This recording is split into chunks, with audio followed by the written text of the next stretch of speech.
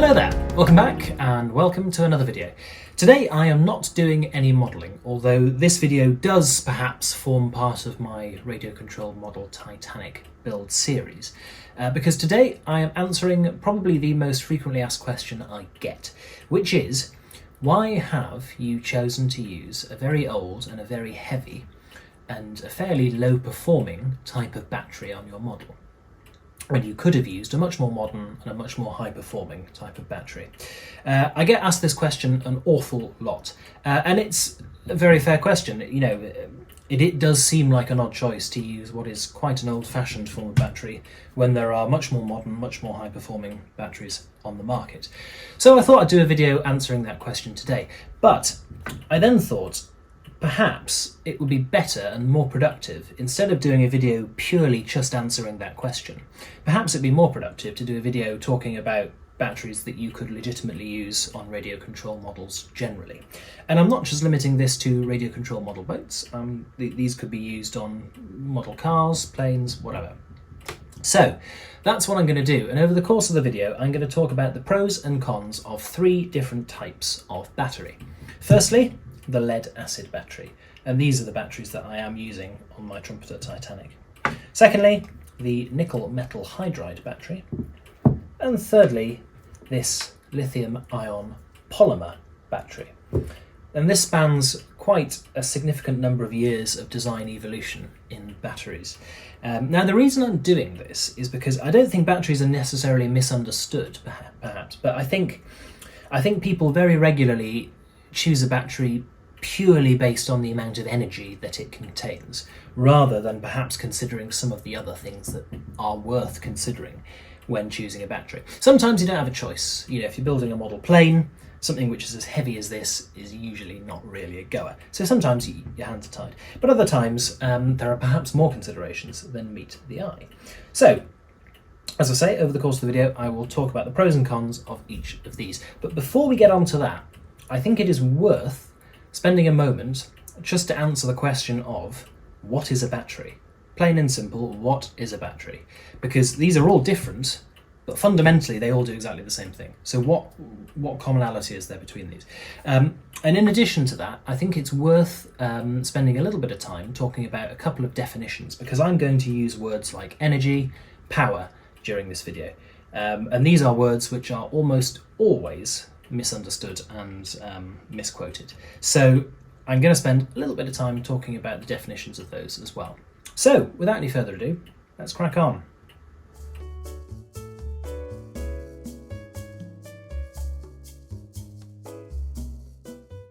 So what are batteries? Well, in their simplest form, batteries are a box of chemicals, and when pressed upon, these chemicals undergo a chemical reaction.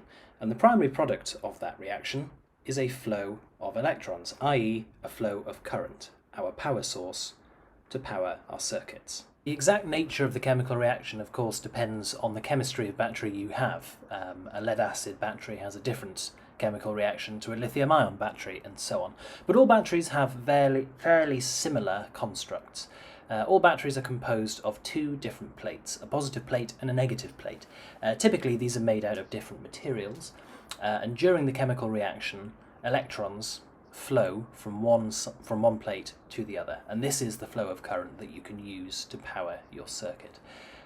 These plates are not electrically directly connected together, but they tend to be suspended in an electrolyte, which historically would have been a liquid, but more modern batteries tend to use gels and things like that.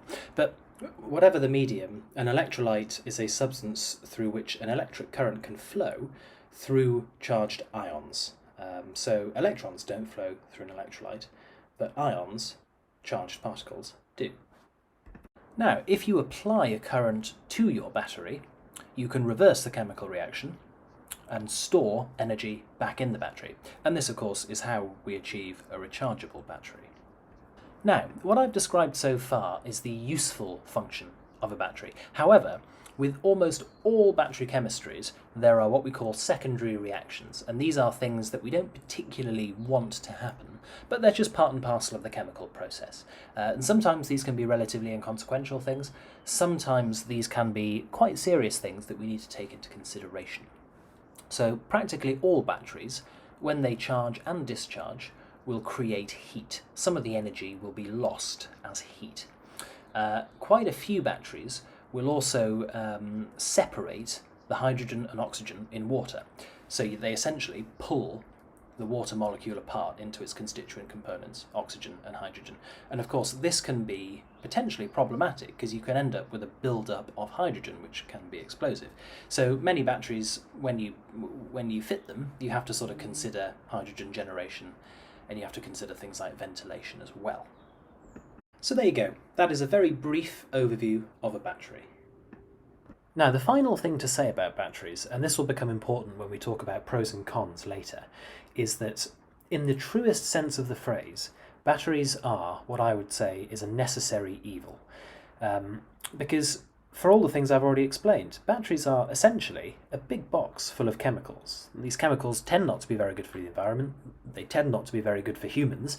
When they charge up, they get hot. When they discharge, they get hot. When they charge and discharge, they can create gases, which can become explosive. You know, in every sense of the word, batteries are a necessary evil. The problem we have is that we live in the real world, and normally the risks posed by not having a battery outweigh the risks posed by having a battery. So, for example, on an aircraft, the risk posed by not having any power is greater than the risk posed by carrying a battery that can deliver emergency power in an emergency situation. But it's something that's worth bearing in mind, because batteries can, if not looked after correctly, become quite dangerous items.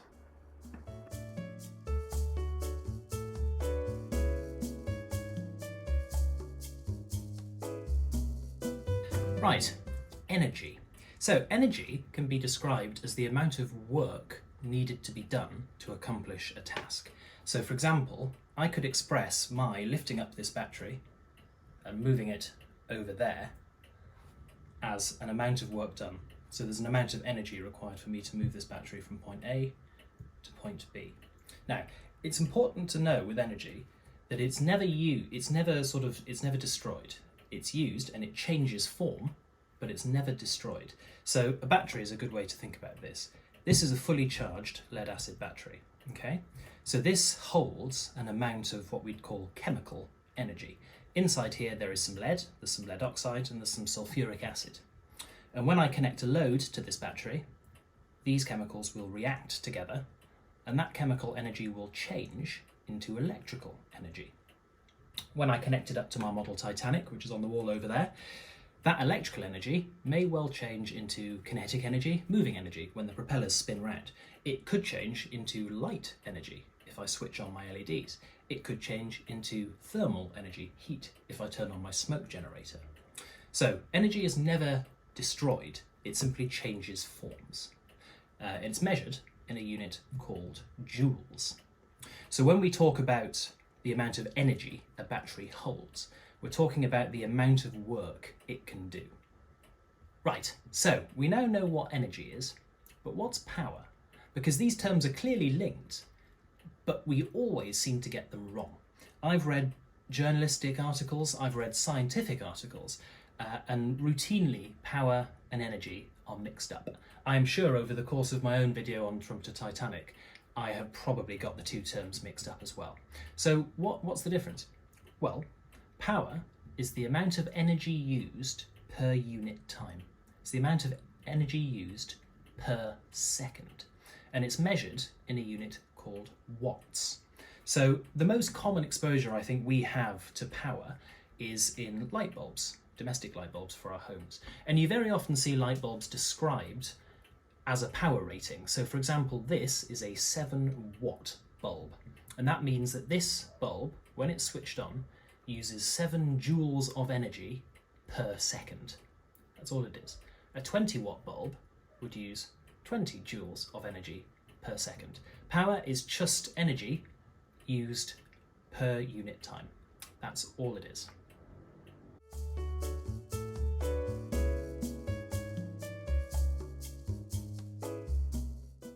Right, lead acid batteries. Now these are what you could probably define as the original battery. The first was invented in 1859, I think, so it's fair to say that they are a pretty mature technology now. Their main advantages are, firstly, they're very cheap. You get a lot of battery for your money with a lead-acid battery. The second point is they have a very high power density, which means that they can push out a huge amount of electricity per second in comparison to their weight and their volume. And that makes them perfectly suited for the application that most of us will know lead-acid batteries from, which is as the power source in your car when you turn the ignition to get your engine going, because they have that ability to deliver enough power to turn a big heavy engine and get it going. The last and one of the more important points, I would say as well, is that lead-acid batteries are comparatively safe. And take that with a pinch of salt, because as I've already said, any battery can be dangerous if you don't look after it. But you've got to do quite a lot wrong to push a lead-acid battery to the point where it will fail catastrophically. Another benefit is that lead is a comparatively common element on Earth, and the mining process to extract lead is reasonably clean. Now, no mining process is ever very green or ever very energy efficient, but the process of extracting lead from the Earth is significantly greener and significantly more energy efficient than the process for extracting other elements used in other modern battery forms. In addition to that, lead is widely recycled, and the recycling process for lead is actually a relatively straightforward process, so it's quite a simple job when a lead-acid battery ends its life to recycle all of the components and reuse them again. So the downsides of lead-acid batteries, well, they don't carry very much energy for their mass or their volume. Then they don't have a very high specific energy or energy density, I'm afraid, which means it takes a lot of weight or a lot of space to store a decent quantity of energy using a lead-acid battery. Equally, lead-acid batteries do not like electrical abuse. They don't like being discharged all the way down until they're empty. They don't like voltage spikes. They don't like being aggressively charged or aggressively discharged. They're not a very resilient battery to abuse. They're quite slow to charge as well. It takes quite a long time to charge a battery up from flat. And the last problem that lead-acid batteries have is what's called a very low cycle durability. So with batteries we talk about cycle durability as the amount of times you could expect a battery to be charged and discharged throughout its life before you have to replace it and buy a new one. And lead-acid batteries have a particularly low cycle durability, and this is largely due to a process called sulfation, which I won't go into here because it's reasonably complicated, but plenty of information online if you're interested. Right, one final issue with lead-acid batteries is the variance in voltage across its charge and discharge. So with all batteries, you expect them to sit at a higher voltage when they're fully charged, and then as they discharge, the voltage will drop slowly. That's fairly commonplace, and as you can see from this graph, lead-acid batteries are no different. The problem that lead-acid has is that the voltage it loses from fully charged to fully discharged is significantly greater than most other battery types. So as you can see, a fully charged cell will sit at about 2.1 volts, and a fully discharged cell will sit at around 1.7 volts. So that doesn't sound like a huge amount, it's only 0.4 of a volt difference. But you've got to bear in mind that batteries are made up of lots of different cells in series. So this is the battery I am using on my model Titanic, and this is made up of 6 individual cells. And these are just simply connected in series. You've got your positive terminal here, series linked, all the cells together, negative terminal there. So when it's fully charged, each one of those is at 2.1 volts, and because series voltage sources add up, that means the total battery voltage is 12.6. But when this is fully discharged, each one of those cells has dropped down to 1.7 volts, which means that now the maximum battery voltage is 10.2. So fully charged 12.6, fully discharged 10.2. Now that's a 2.4 volt difference from fully charged to fully discharged. That's about a fifth of the total battery voltage. Now what this means is that any of the things that you are powering from this battery have to be resilient enough to voltage differences to cope with that. Because if they're not, they'll simply stop working. And this can become a problem, particularly if you're dealing with sort of sensitive electronics which need a very, very stable voltage. A big swing in voltage can cause a bit of a problem. And that's why on my Titanic I have what we call inline power supplies. So the battery powers the ship, but then before most of the critical components I have a power supply that can take quite a wide range of voltages and simply change it to the voltage I actually need. So for example, on the lighting circuit, I have a power supply between the battery and the lights, and that can accept a voltage anywhere from about 20 volts down to about 8 volts, I think. And that means that it can cope very happily with the variance that this battery gives. And then that power supply simply gives out 11 volts to the LEDs, and so the problem's solved. But it's just something that's worth bearing in mind, because it's another little sort of quirk of the lead-acid chemistry. And so here we go, just to summarise the pros and cons of the lead-acid battery.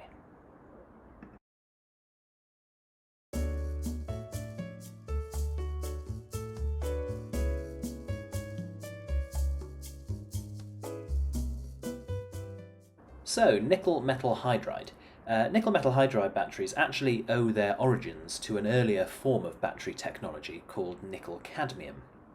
And nickel-cadmium batteries were first developed in the 1890s, and they were probably the second major type of battery to be developed after the lead-acid battery, and in most respects outperformed lead-acid.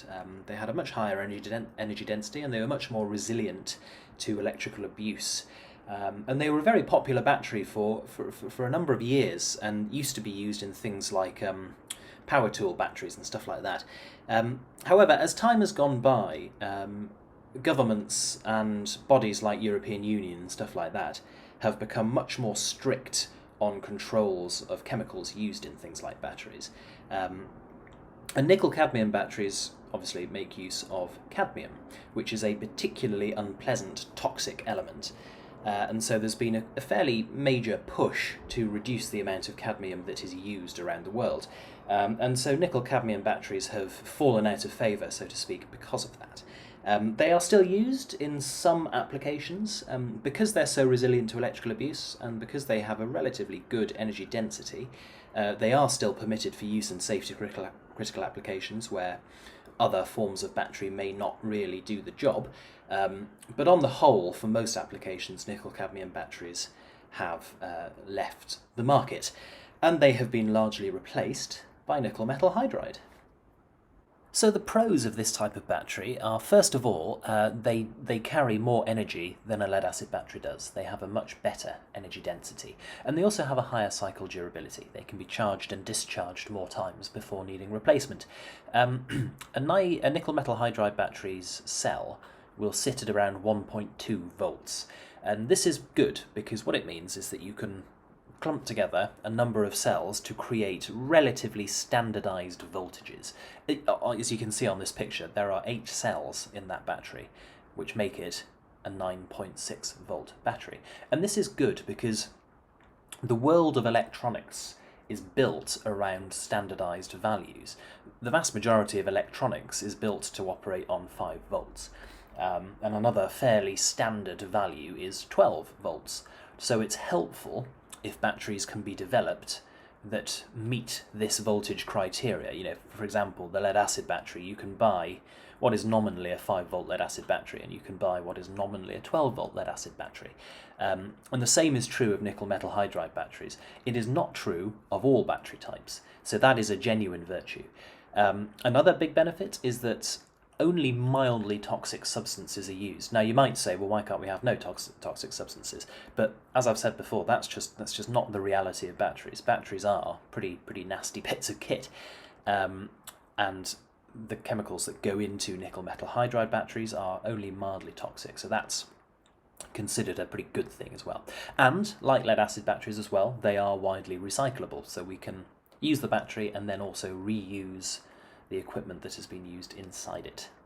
So the first downside of these batteries is that if you overcharge them, you can produce an excess of hydrogen which causes the cell to rupture, or at least it could cause the cell to rupture. So clearly that is a downside.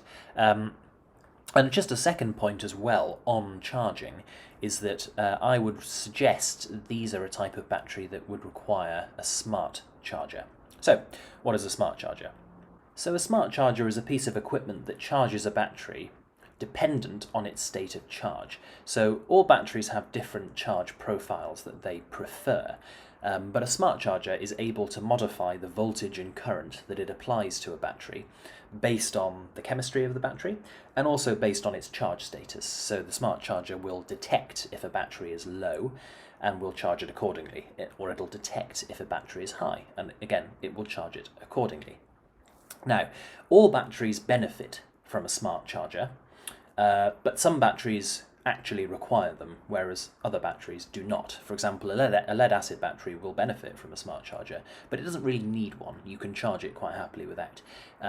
Other more advanced forms of batteries do require smart charging, and I would suggest that nickel metal hydride falls into that category. Now, nickel metal hydride batteries are also expensive, and they are also relatively heavy by comparison to other chemistries on the market. The final problem with nickel metal hydride is that they are a candidate for what's called thermal runaway.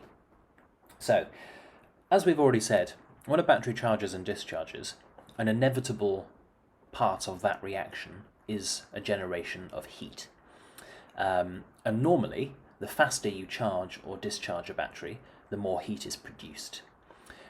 Thermal runaway occurs when a battery is producing more heat than it can dissipate. So when more heat is being produced than you can take away.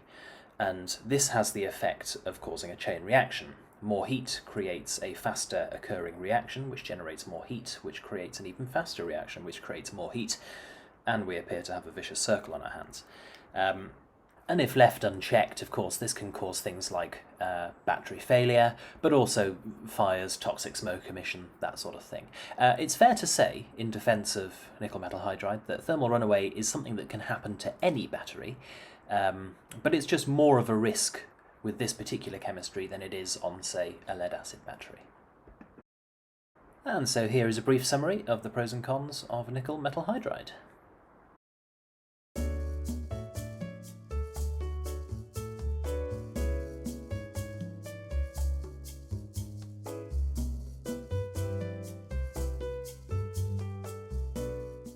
Right, lithium ion polymer.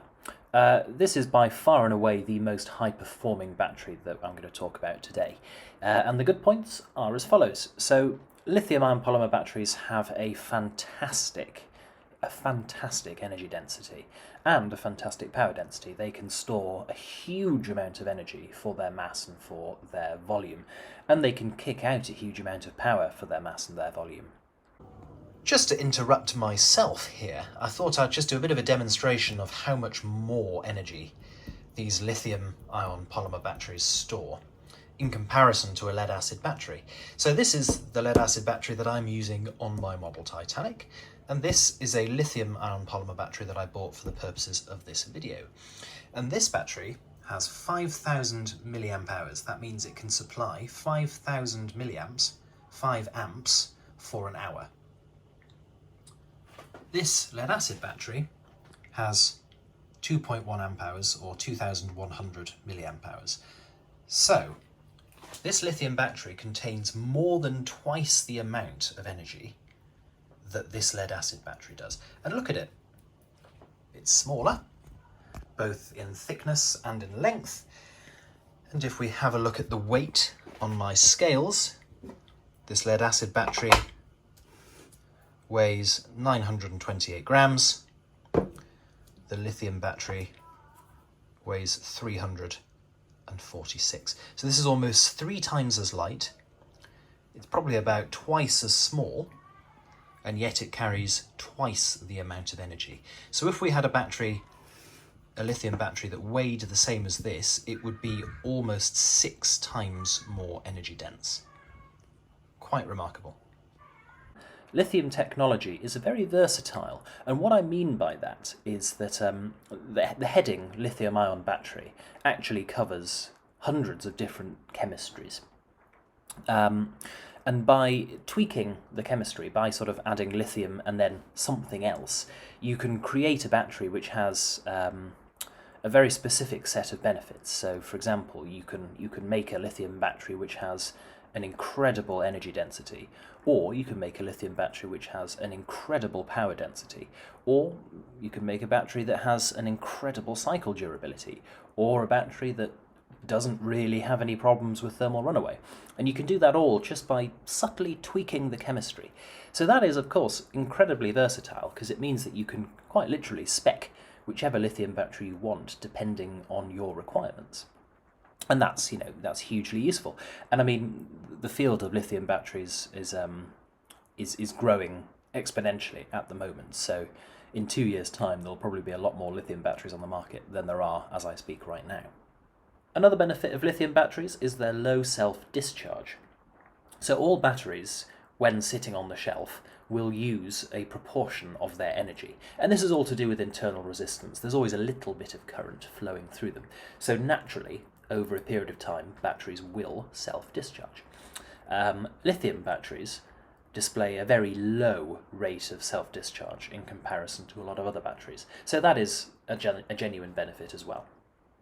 So on to the negatives now, and the first negative to talk about is thermal runaway. And thermal runaway is perhaps the biggest downside of lithium-ion batteries. You will find that most lithium-ion batteries, certainly large-scale lithium batteries, will have a battery management system that comes with them. And this is a system that will try to limit the flow of current in or out of the battery if it detects that the battery is getting too hot. And that's the first line of defence against something like thermal runaway. But as this image shows, accidents do still happen. And the reason that lithium batteries are so dangerous when they enter thermal runaway is because of the fire triangle. So the fire triangle is basically just a diagram which shows the three things you need for a fire to exist: heat, fuel, and oxygen. And if you remove any one of these things, the fire can't exist. And the problem with lithium batteries, and the reason that they can become very dangerous, is because they provide all three of these things. The lithium inside the battery can act as a fuel. If the battery's gone into thermal runaway, the chemical reaction that generates heat is ongoing, and it won't end until the batteries run out of energy, so you can't remove the heat. And also, when the battery gets to a certain temperature, it produces flammable gases, so you can't remove your oxygen either. So you end up in a situation where you cannot remove any one of the three things from the fire triangle. So you end up with a fire that essentially is incredibly challenging to put out. Another consideration with lithium batteries is the requirement for smart charging, just like nickel metal hydride. The slightly more complicated thing with lithium, however, is that you need to tailor the charge depending on what you're going to do with the battery. So if you're going to use the battery on a model, you can charge it up to full. However, if you're intending to store the battery for a reasonable period of time, the recommendation is that you actually discharge the battery down to about 60% of its capacity. And that's all about lowering the risk of a thermal event when the battery is in storage. A couple of other smaller considerations. Lithium batteries tend to be quite expensive, and that shouldn't be a surprise. These are batteries which are at the higher end of the performance range of batteries you can buy. But they do tend to be quite expensive. And also, lithium cells sit at around 3.7 volts, and this means that getting standardized battery voltages is more of a challenge with lithium batteries. So, for example, the battery in this image here is a 3-cell battery, which is why it's 11.1 volts. 3.7 times 3, 11.1. And that's just about compatible with 12-volt systems, but it's not quite. The next step down from that would be 7.4, which is sort of not quite a 5-volt battery and also not quite a 12-volt battery. So that can produce a few challenges when you're designing your circuit. Nothing insurmountable, but again, just something to consider. Now, the last 2 points don't really relate to the performance of lithium batteries at all, but nonetheless they are important to discuss. The mining process for lithium is particularly unpleasant. As I've already said, no mining process is particularly nice. But the lithium mining process is particularly nasty. Most lithium mines are open cast mines, which means that they damage a huge amount of the surface area of the natural land. And the vast majority of the Earth's lithium is mined in South America, and huge proportions of countries like Chile have been destroyed by lithium mining. In addition to that, lots of toxic materials are brought up with the lithium, which of course create environmental hazards. A huge amount of water is used during the mining for lithium, and because of all these additional toxic chemicals, there's risks of things like poisoning the water tables and stuff like that. So the mining of lithium is a particularly nasty process. In addition, lithium batteries use other chemicals, things like cobalt, and a lot of the Earth's cobalt is mined in the DRC, and conditions in some of these mines are absolutely shocking. We're talking about people working with their hands, working with pickaxes, people using no protective equipment at all, people breathing in toxic dust, cobalt dust, stuff like that, people being paid minuscule wages for horrendous work and working conditions. And it's important this is acknowledged, because I think we often look at lithium as a bit of a stepping stone to a sort of a greener, more energy efficient future. But there is a pretty dark and unpleasant other side to this, which is never mentioned and is certainly not acknowledged by businesses that use lithium batteries in their products. The final point to make about lithium batteries is it's quite challenging, not impossible, but it is hard to recycle them at the end of their life. We do have processes in place to do so, but these are expensive and quite specialised companies that actually do this sort of thing. And so here we go, here are the pros and cons for the lithium batteries.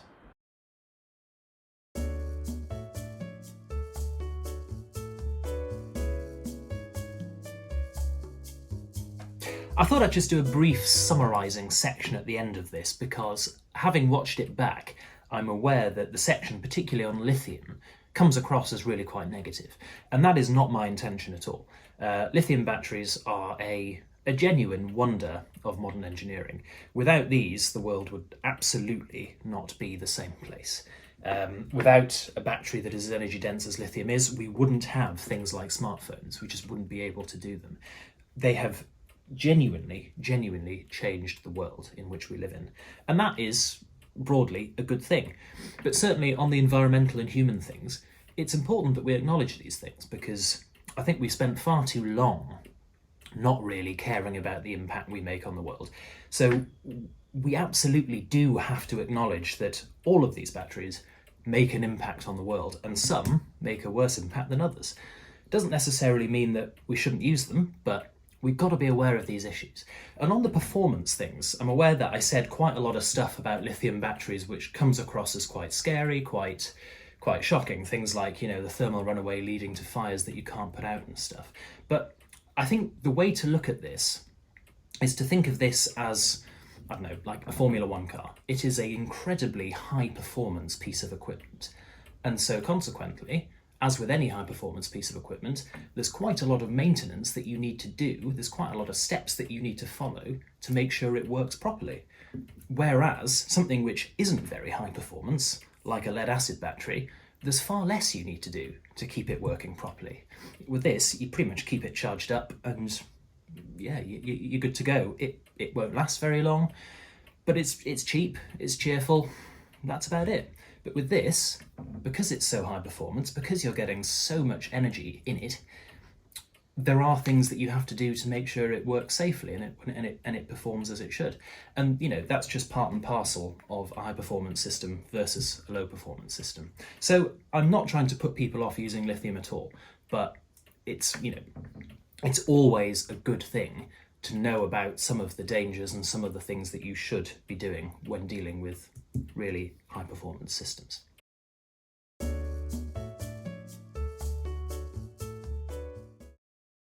Well, this all comes down to ease of operation and ultimately peace of mind.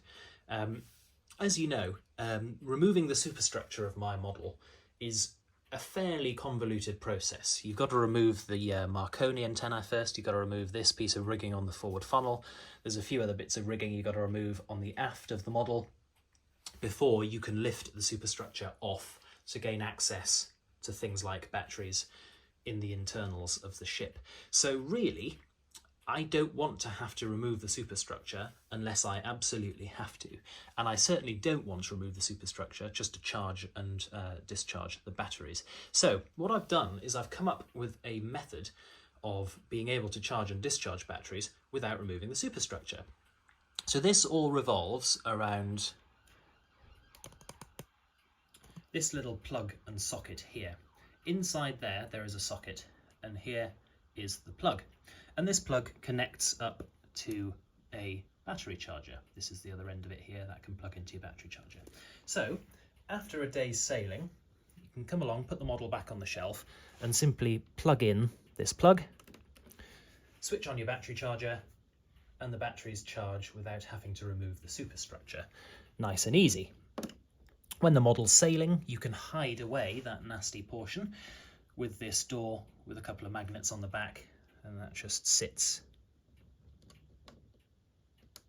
in place like that and covers over the plug and socket nicely. So this still doesn't really explain why I don't want to use lithium. Well, it all comes down to sort of peace of mind. It would be possible to implement this system with lithium batteries inside the model. The problem with that is you really shouldn't charge lithium batteries when you can't see them. You shouldn't leave them unattended, because it's useful to know if they are getting a bit hot, you can switch off the charger, that sort of thing. If these are deep within the model and they're getting hot, I'm not going to become aware that there's a problem until it's too late, until too much heat has been generated. So I would be uneasy about charging these things up when they are inside the model and difficult to access, which is why I feel far more comfortable charging these things up inside the model when really there's not a lot that's going to go wrong with these, touch wood. The other thing is that this is a sailing model, but for the vast majority of the time, it's going to sit on my shelf. It's going to sit on the shelf and it's going to look pretty. And, you know, every so often, if someone comes round to the house or something, they might want to see the lights turn on or whatever, and I might, you know, switch the model on and power it up for a couple of seconds. But ultimately, it's going to spend a long time on the shelf. And really, again, these shouldn't be left sort of unattended in a fully charged state for a long period of time. If you're going to leave these to be stored, they should be discharged to about 3.7 volts per cell. And so again, these things, because they're so high performance, they're not really designed just to be left in a model unattended for a long period. Whereas the lead acid battery will sit quite happily in there, dormant, not really doing very much. And as long as I sort of periodically charge it to make sure it doesn't sulfate too heavily, that'll sit perfectly fine. So that is the rationale behind lead acid. It all comes down to the sort of the low stress element that the lead acid battery provides. It's also worth saying that I'm in the fairly luxurious position where I have enough leeway with regards to weight to use these quite heavy lead acid batteries. Had I built the model differently, I might have had my hands tied and I may have to have used lithium batteries in order for the ship to sit at the correct water level. Now, the final thing you might be wondering is, yeah, but you still need to take the superstructure off to turn the model on when you're at the lake, don't you? That's actually not the case, because remember, I fitted this early on in the build, and this is a remote on-off switch, so I can, when I get to the lake, switch the model on. Once I've finished sailing, switch the model off. So I don't need to open the superstructure up at all for anything other than things like maintenance, re-greasing propeller shafts and that kind of thing. So there we go. I hope that rationale makes sense. I know some people who use lithium a lot will probably be sitting there going, I think you're being a bit over the top there. And you know, that's absolutely fine. I think everyone's got their own sort of appetite towards risk and performance and so on. So, you know, that is absolutely fine. But I hope that rationale makes sense at least. So that ends the video for today. Normal modelling service will resume in the next video. But until then, if you do have any questions or comments, pop them down below and I'll do my best to get back to you. If you've enjoyed this, do please like and or subscribe, and I'll see you in the next one. Bye bye for now.